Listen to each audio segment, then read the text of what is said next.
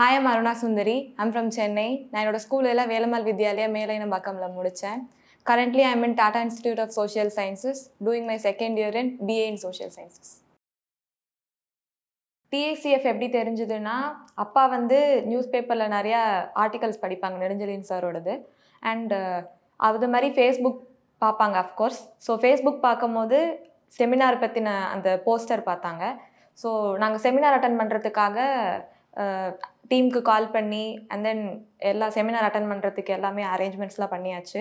So செமினாரும் attend பண்ணோம். Seminar attend பண்ணப்போ தான் basically I am from a science background. So என்னோடய குரூப் பயாலஜி மேக்ஸ். நான் என்ன நினச்சிட்டு இருந்தேன்னா, அஃப்கோர்ஸ் எங்கள் வீட்டில் எல்லாருமே it was either engineering or medical. So எனக்கு இன்ஜினியரிங் பண்ண வேண்டாங்கிறதுனால மெடிசன் மேலே இன்ட்ரெஸ்ட்லாம் கிடையாது. சும்மா சரி இன்ஜினியரிங் போகல, சரி நீட் கோச்சிங் போகல, நான் நீட் கோச்சிங் போனேன். அப்புறம் செமினார் போனதுக்கப்புறம் though I am from a science background, எனக்கு design entrance exams, law field entrance exams and management side entrance exams எல்லாமே சயின்ஸ் ஃபீல்டில் இருக்கிற ஸ்டூடெண்ட்ஸும் எழுதலாங்கிறது செமினார் போய் தெரிஞ்சுது. ஸோ செமினாரில் முடியும் போது அட்மிஷன் அலர்ட்ஸுன்னு டிஐசிஎஃப்ல ஒன்று ஆஃபர் பண்ணுறாங்க. ஸோ அட்மிஷன் அலர்ட்ஸ் எடுத்து அதுக்கப்புறம் அதுலேயும் ஒரு சில என்ட்ரன்ஸ் எக்ஸாம்ஸ்லாம் தெரிஞ்சுது. ஸோ நான் அப்படி எல்லாத்தையும் அப்ளை பண்ணி I started writing all my exams. That is how my journey started with TICF. நான் 58 எக்ஸாம்ஸ் அப்ளை பண்ணேன். அதில் ஃபர்தராக நிறைய எழுதினேன் போய்.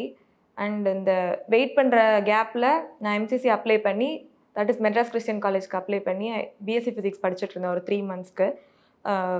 3 மந்த்ஸ் படிச்சுட்டு இருந்தாலும் நான் அங்கேயே ஸ்டாப் பண்ணாமல் நான் என்ட்ரன்ஸ் எக்ஸாம்ஸ் ஏதாவது இருக்கா, ஆர் எழுதின எக்ஸாம்ஸ்க்கு ரிசல்ட் வந்திருக்கா, இல்லை ரிசல்ட் வந்ததுக்கெல்லாம் மெரிட் லிஸ்ட் வந்திருக்கா, அந்த மாதிரிலாம் கண்டினியூஸாக செக் பண்ணிகிட்டே இருந்தேன். அண்டு இதுக்கப்புறம் ஒரு சில காலேஜஸ் கிடச்சிது.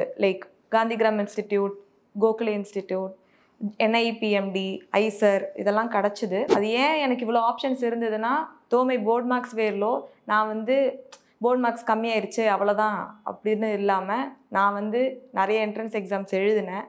நிறைய எழுத போய் தான் எனக்கு நிறைய ஆப்பர்ச்சுனிட்டிஸ் இருந்தது. That is way I got into a lot of institutions. ஃபைனலாக டிஸ்ஸையுமே ஆப்ஷன்ஸ் நிறைய இருந்து ஆப்ஷன்ஸ்லேருந்து சூஸ் பண்ணி ஃபைனலாக டெஸ்ட் பிளாக் பண்ணேன். ஸோ இது எதனாலனா போர்ட் மார்க் கம்மியாக இருக்குது அப்படிங்கிறத நான் லோவாக அப்படி ஓரமாக உட்காராமல் நான் நிறைய என்ட்ரன்ஸ் எக்ஸாம்ஸ் எழுத போய் தான் இதெல்லாம் நடந்துச்சு. டிஸ்னா Tata institute of social sciences மொத்தம் 4 கேம்பஸ் இருக்குது. மும்பை, துல்ஜாப்பூர், கவாட்டி, ஹைதராபாத். நான் துல்ஜாப்பூர் கேம்பஸில் இருக்கேன். Tuljapur is in Maharashtra. ஜென்ரலாக டிஸ்னா எல்லாருக்கும் மும்பை கேம்பஸ் தெரியும். அதுவும் இந்த மும்பை கேம்பஸில் மாஸ்டர்ஸ் இன் ஹெச்ஆர் அந்த ப்ரோக்ராம் தான் ஜென்ரலாக சொல்லுவாங்க. ஆனால் டிஸ்ஸில் பேச்சுலர்ஸ் ஆஃபர் பண்ணுறாங்க. அதுவும் social sciences, bachelors in social sciences, bachelors in social work இருக்குங்கிறது எனக்கு செமினார் அட்டன் பண்ணது மூலமாக தான் தெரிஞ்சுது. என்னோடய டிகிரி முன்னாடியே சொன்ன மாதிரி it is BA in social sciences. ஜென்ரலாக இது NEP படி 4-year ப்ரோக்ராம். BAலே 4-year program. That is BA முடித்த உடனே ஹானர்ஸ் டிகிரி தருவாங்க. இப்போது இந்த BA இன் சோஷியல் சயின்சஸ் எப்படி ஸ்டார்ட் ஆகும்னா, மொத்தம் ஃபஸ்ட் இயரில் 10 சப்ஜெக்ட்ஸ் ஆஃபர் பண்ணுவாங்க.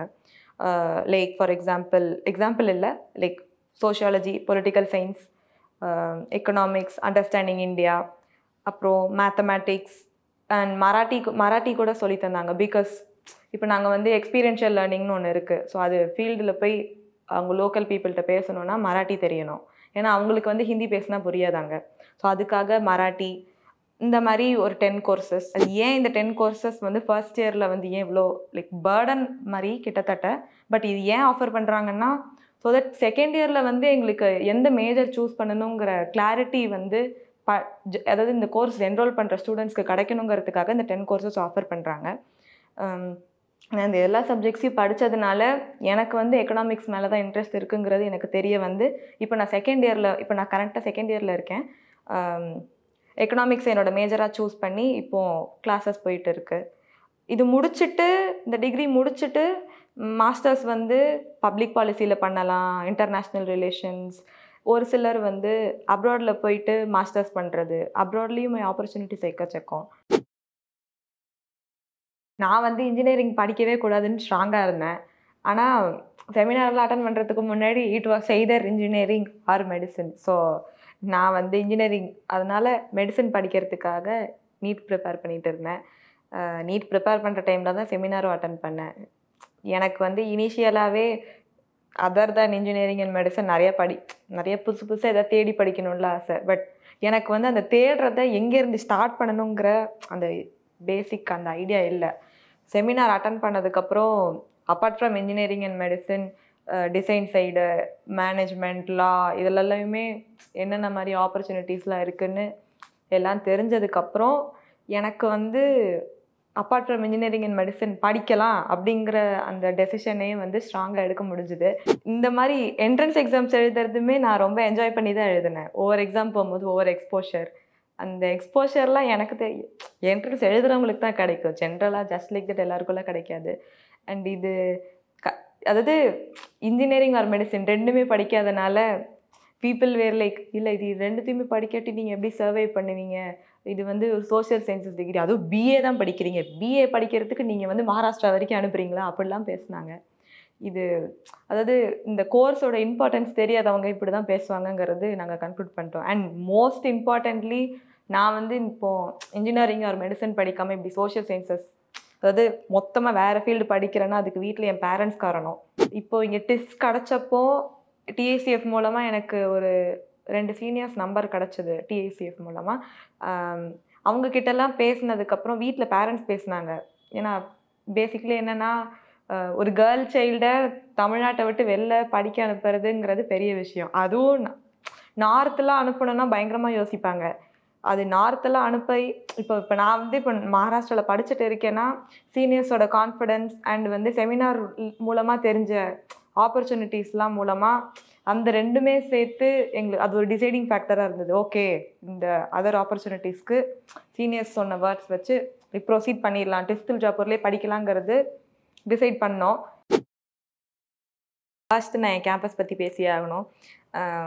ஜென்ரலாக எல்லா கேம்பஸும் பெரிய பெரிய பில்டிங்ஸ் அதெல்லாம் தான் இருக்கும். ஆனால் எங்கள் கேம்பஸில் வந்து ஃபுல்லாக க்ரீனிஷாக இருக்கும். ஃபுல்லாக லைக் உள்ளே நுழைஞ்ச உடனே ஒரு உங்களை வந்து ட்ரீஸ்லாம் வந்து உங்களை வெல்கம் பண்ணுற மாதிரி ஒரு ஃபீல் இருக்கும். அண்டு செகண்டாக வந்து நான் என்ன சொல்லுவேன்னா, என்னோடய ப்ரொஃபஸர்ஸ் பேசிக்கலி எல்லாருமே ஹைலி டேலண்டட் தான். என்ன டவுட்டு எவ்வளோ பேசிக்காக கேட்டாலும் வந்து கிளியராக எக்ஸ்பிளைன் பண்ணுவாங்க. எங்கள் கிளாஸ் டீச்சிங் மெத்தட்ஸே வந்து ஒன் சைடடாகவே இருக்காது. எப்போ பார்த்தாலும் அது வந்து ஒரு மாதிரி இன்டராக்டிவாக போகும்.